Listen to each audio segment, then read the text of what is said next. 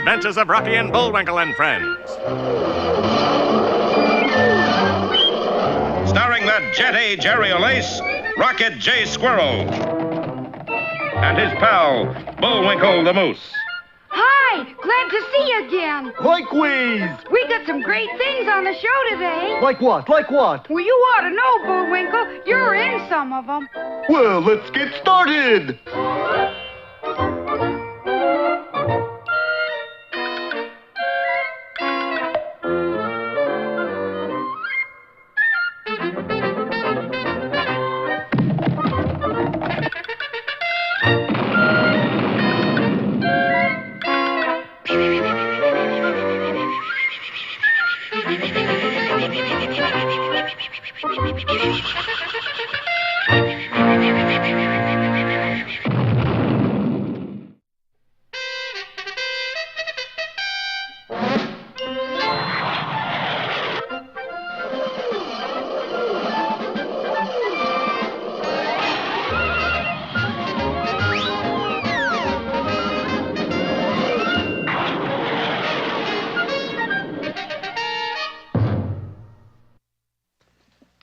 Well, our heroes are all tangled up in another plot. This one has to do with a feud between the Hatfuls and the Floyds. They've been captured by the leader of one of the clans, Devil Dan Hatful, who looks remarkably like Boris Bedinoff. The disguised Boris got a shock when a telephone call from fearless leader told him to keep our heroes safe and sound until he arrived.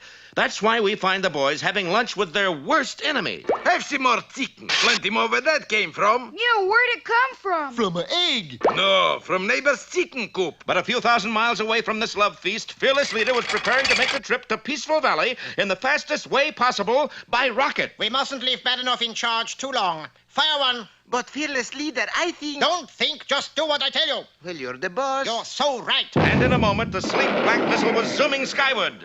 Professor, it was a successful shot. Perfect. He's in orbit right now. In orbit? But that means he can't get down. It was true. The missile had gone into orbit and was circling the Earth at tremendous speed. Professor, what were you thinking of?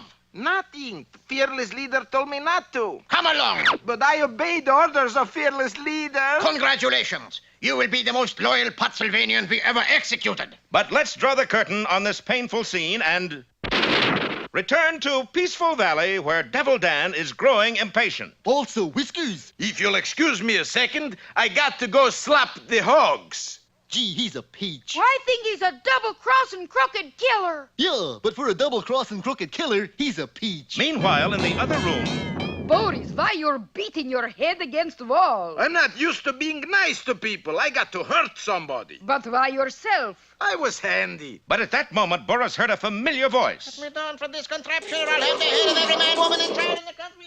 Natasha, did you hear what I heard? I hope not. Bullwinkle, did you see what I saw? No, my antlers don't fit through the window. Come on outside, Bullwinkle. Here it comes again. Yes, the missile containing Fearless Leader was orbiting over Peaceful Valley every few minutes. Down from your head, will roll from border to border and coast to coast, and yours is going to be among the first. Bullwinkle, that's an orbiting satellite. Looks more like a feller in a rocket. It was, and he's stuck up there. He'll keep going on forever. Well, maybe he likes to travel. Yeah, but he may starve up there. Well, that's different. Let's get a big cannon. You're not going to shoot him down. Nope, I'm gonna shoot a chicken leg up to him. What? Sort of a guided drumstick. Well, I got a better idea. You usually do. I'm going to fly up there and stop that missile. That's a better idea. Just a short distance away, in a cold, clammy duck blind... Hush, something's coming over now, Clem. I'll shoot it, Harlow. Sure don't look much like a duck. What do you mean? Ain't got no wings, got no feathers, and it's 50 feet long. But on t'other hand, What? it's the first thing that's flew over today. You're right, Clem. Where are you clumsy fools? I'll have you drawn and quartered. You know something, Clem? What's that, Harlow? Didn't sound like a duck, neither. Meanwhile, back at the shack... Ready, Bullwinkle? As ever. Ellie! Oop! And the plucky squirrel hurtled high into the air just as the missile came into view once again. But Fearless Leader, thinking Rocky was an American anti-missile missile, began to unlimber a fearsome weapon. Jawohl, this is my anti-missile. Oh boy, watch next time for Rocky Takes the High Road or Missile in the Thistle.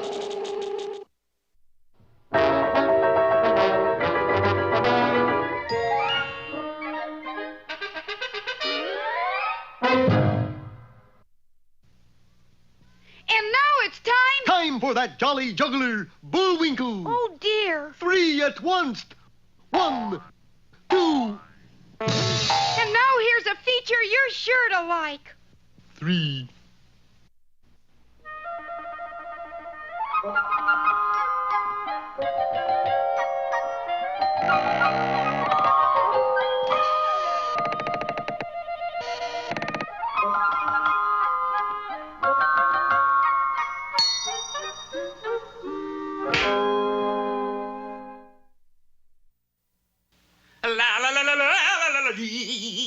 This is the way the story of Little Fred Riding Hood begins. Little Fred Riding Hood lived in a little woods in a little house with his little mother. As a lad, it could not be said that he was good looking. Nor very smart, for he could only count up to 1. 1. And he did that badly. But the one thing that could be said about Little Fred Riding Hood was that he had a beautiful voice and could sing like a bird. And one morning, his mother said to him, Freddie, dear, Yes, Ma? if you don't stop that off-key singing around the house, I'm going to lay into you with this broom. But, Ma, Granny spent a fortune giving me singing lessons. Yes, I know she did, and I think it's high time we got even with her. Now, here, take this basket of sheet music and go through the woods to Granny's house. Sing to her for a change and see how she likes it. And so, taking the basket, Little Fred Riding Hood skipped merrily off into the woods. Skipping is a very hard way to travel, and Fred was out of condition anyway, so a short time later, he stopped to rest. I will take 5 by this hollow stump. But no sooner did Fred sit down than he heard an awful commotion within that stump. Oh, ow, ouch. Oh, my God. Ouch, ouch. And there were 2 funny little men with high-pointed hats, and their long gray beards were tied firmly together. What are you 2 doing in there? We live in here. But our beards have become tangled, and I fear we'll have to go through life looking each other in the eye. Can you help us? Well, being a good lad, Fred agreed to try. Hold tight. I'll rip you apart. Will it hurt? Oh! Yes. Bidding them farewell, Little Fred Riding Hood continued on his way to Granny's house. Oh, he was a good boy. I think we ought to reward him for being so kind to us. Good idea. Let's cast a spell that'll make him grow more handsome every minute. And so they did, and so he did. For unknown to Fred, with every step he took, he became better looking, and better looking, until he was by far the handsomest man in the country. Oh, what a handsome lad! How good looking! He's beautiful. Hi, sweetie. What's the matter? You all nuts or something? But looking at his reflection in a meat market window, he saw that it was true. He was good looking. Well, if that don't punch a hole in the boat. The young ladies of the city were unable to control themselves at the sight of Little Fred Handsome Riding Hood, and the poor lad was mobbed. You 2 funny little men are pretty funny. Now, come on, make me unhandsome so I can get to Granny's. As this was his desire, they changed him back to plain old Fred. That's better. Now, I'll give you my lunch of cookie sandwiches to keep you busy. No more tricks now. And with that, Fred once more set off down the road for Granny's house. Wasn't that sweet of him to give us his lunch? It certainly was. Let's reward him. He looks awful thin. Let's cast a spell that will fatten him up. They did. And just as before, with every step Little Fred Riding Hood took, he grew fatter, and fatter, until he weighed over 700 pounds. Needless to say that when he stepped onto the high bridge that crossed the river, it collapsed with a roar. They did it again. And Fred waddled back to the hollow stump as fast as his obese little legs could carry him. All right, you guys, knock it off. He did get a little fatter than we figured. So be it. And Fred was returned to normal. Why do you 2 keep casting spells onto me? Because each time we've met, you have done a good deed for us. And that is our way of rewarding you. Some reward? It was now growing quite late, and Fred hurried off down the road, but this time he ducked behind a large tree a short distance away and waited until he was sure the 2 funny little men were fast asleep. I've got to do something to make them mad so they'll stop rewarding me, or I'll never get to Granny's. Knowing that the little men were very proud of their long gray beards, Fred stole up to the hollow stump and, with a snip of his scout knife, he cut them off. What happened? Someone cut off our beards. Who would do such a thing? I would do such a thing, and I did. So long, fellas. What a crazy kid, huh? What are you looking at? You're a girl. What are you looking at? You're a girl, too. How do you like that? We're a couple of little witches. And to think we'd never have known if that nice boy hadn't cut off our beards. We should reward him. That's a good idea. We'll cast a spell that will make a gold coin drop out of his mouth every time he opens it. And they did, so that when little Fred Riding Hood finally reached Granny's house and opened his mouth to sing, instead of a lovely song, a gold coin dropped out of his mouth. Then another, and another, and another. And he paid off happily ever after, which you have probably already guessed is the way the story of little Fred Riding Hood ends.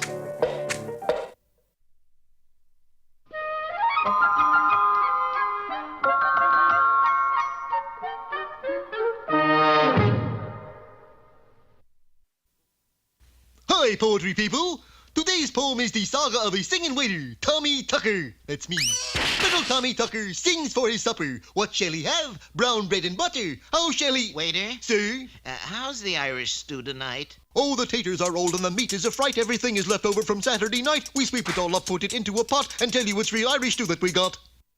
What about the chicken liver? Way down upon the Swanee River, far away, 2, 3, 4. There, they embalm our chicken liver, and that's what you get today. Maybe I'll just have salad with Russian dressing. Russian dressing! Tomatoes, beets, and ketchup. We used to make it red. Just put it on your salad, and you'll wish that you were dead. Hey! Psst. Tommy Tucker, I got something for you. What is it, boss? My brown bread and butter? No, this. How about that? 5 minutes on the job, and already I got a raise. And now... Hey, Rocky, watch me pull a rabbit out of my hat. But... See? Nothing up my sleeve. Presto! Wrong hat. And now it's time to meet Mr. Peabody.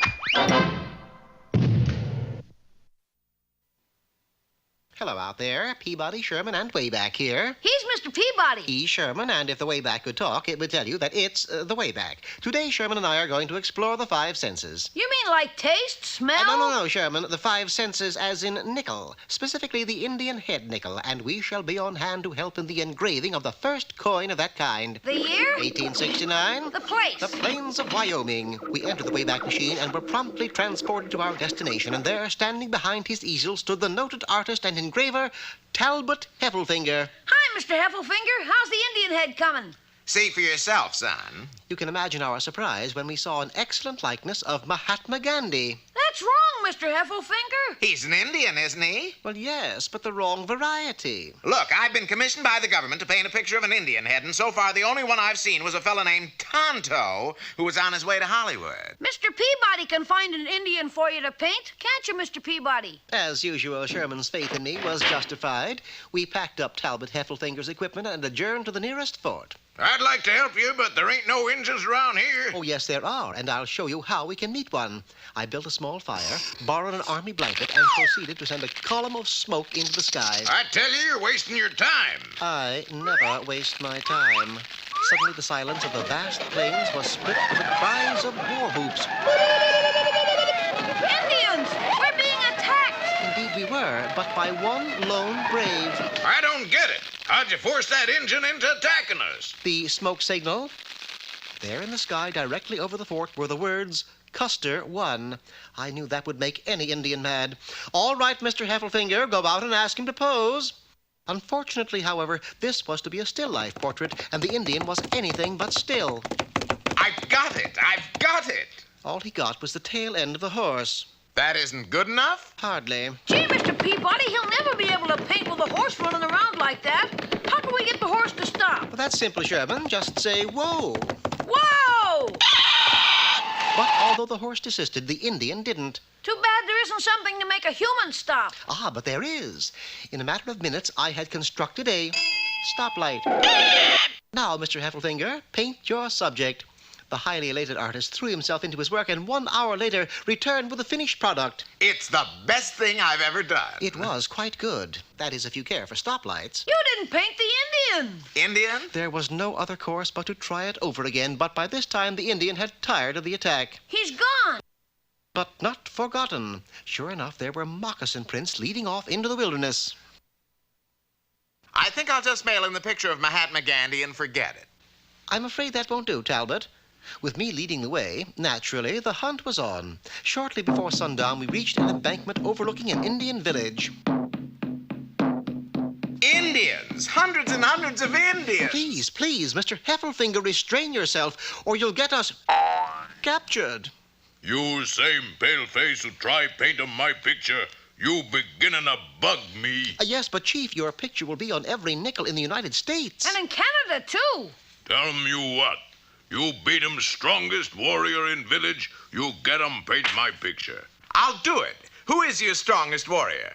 Standing Bear. He was standing all right, and he was a bear. But I can't fight a real bear. Of course you can, Talbot. Do as I say, and you're sure to win. And with that, the valiant artist entered into the fray. He was obviously outclassed. What now, Peabody? Make it 2 out of 3. Make it 3 out of 5. 5 out of 7. Now make it 75,000 out of 4,298,000. I can't do it. I can't go on any longer. You won't have to, sir. Look at your adversary. He won, Mr. Peabody. He didn't win me, Sherman. He won the fight. Curious thing about bears, after fighting 1 or 2 days, they seem to lose their stamina. Talbot Heffelfinger, on the other hand, was full of vim and vigor and proceeded to paint the head of the Indian chief. He's a chief, Mr. Peabody? Why, yes, the most famous of all the Hanka Indians. Don't tell me you've never heard of the Hankas. Oh, I've heard of them all right, but I never heard of him. You've never heard of Hanka Chief?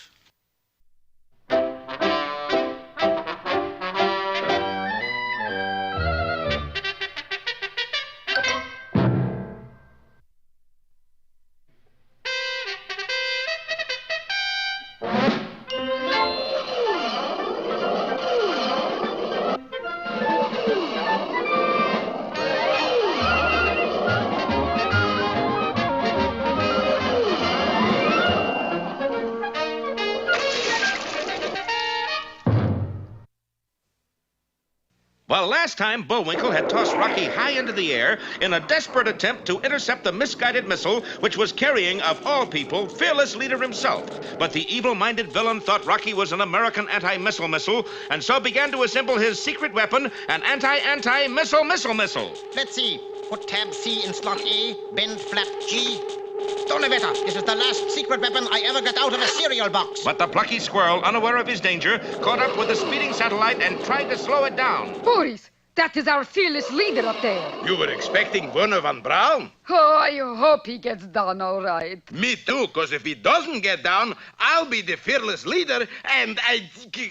Oh, boy! Boris, where are you going? I got to stop that squirrel. He's ruining my career. And Boris, anxious for promotion, dashed out of the house. If I can just keep fearless leader orbiting from now on, I get to wear monocle. High above, Rocky was pushing against the nose cone, trying to slow it down, but to no avail. And inside, fearless leader had finished assembling his anti-missile and was aiming it directly at the unwitting squirrel. Fortunately, at that moment, Rocky happened to spot an old lady far below him who was trying to cross the street. Of course, for a real live TV hero, helping old ladies across the street comes before anything else in the world. So Rocky left his post just as fearless leader pulled the trigger.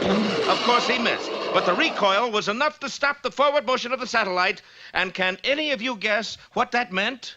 Any Pottsylvanian schoolchild could tell you, when the progressive inertial momentum of an orbiting vehicle is diminished, the gravitational declination increases as pi times the quantity v over h. Which means?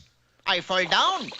And indeed, the missile dropped like a stone. Meanwhile, Rocky had just finished helping the old lady across the street. Is this where you want to go, ma'am? You said it. I mean, yes, indeed, you do the deedy, little fellow. You sure got a deep voice for an old lady. I know. I've been feeling low for days. Oh, I'm sorry.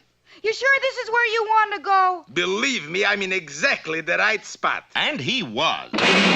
Hokey smoke! We lose more old ladies that way. But to Rocky's surprise, when the door of the wrecked satellite opened, who should come out but Devil Dan Hatful, followed closely by a sinister figure wearing a monocle. Get I don't think that Dibble Dan is ever going to stop feuding. Maybe we ought to go see the head of the other family. You mean Felonious Floyd? Yeah, maybe he'll stop the feud. Meanwhile, inside Devil Dan's shack, So you were trying to get rid of me, eh, Badenoff? Who, me, dear old boss man? Stop drooling on my insteps, Badenoff. Me trying to get rid of you, dear old chiefy boy? I wouldn't dream of such a thing. Then take off that monocle. Now that I have arrived, we proceed with part 2 of my plan. You have Moose and Squirrel here? Of course, fearless leader. Where? Right, ooh, they were here a second ago. Boris, darling, there they go. Quick, bring them back here, Badenoff. Dead or alive? I got a choice. and so it was that as our heroes were hurrying for the cabin of Felonious Floyd, they suddenly heard an ominous sound. Bullwinkle, those are bloodhounds. They picked up your scent. You know what that means? It means I got a hole in my pocket. And the great dogs came nearer and nearer, followed by Boris Badenov, who was loaded for bear. Or moose, as the case may be. Be sure to be with us next time for Dollars and Cents or Putting on the Dog.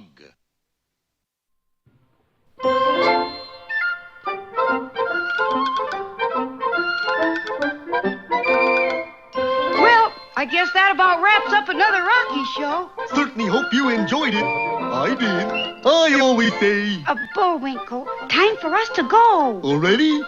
Okay, but first, here are some of the people who made this show impossible.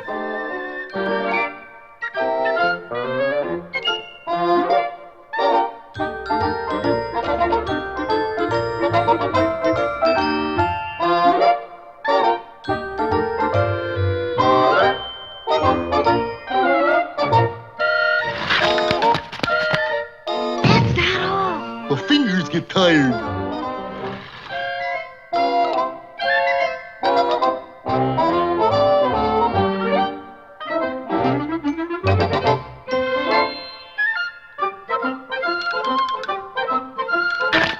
Oop! Got away from me again. Well, see you next time. Ready, Bullwinkle?